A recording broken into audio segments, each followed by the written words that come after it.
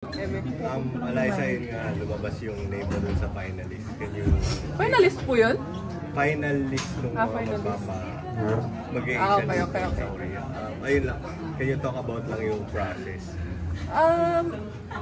Madali lang yung process since online naman yung nangyaring tryout. So, kailangan lang namin mag-send ng videos and mag-fill out ng form. Yun lang po. Ganun lang po. Gano'n na siguro katagal mong tinano or nakita yung target na mag-a-apply sa ibang bansa?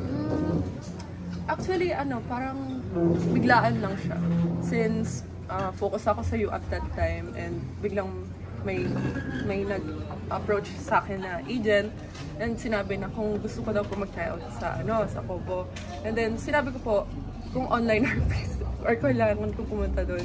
Sabi naman, online naman daw. So, parang wala akong magiging problema daw. Mag-submit lang ako daw ng mga files na kailangan ko.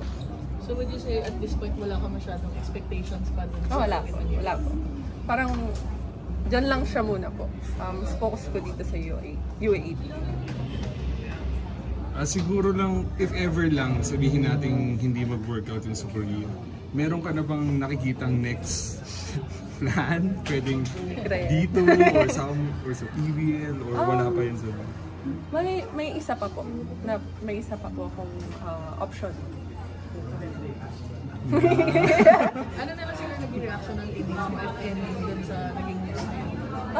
Yung iba sa amin alam na na mag-try out ako. So parang hindi na rin sila nagulat. Okay. Thank you po.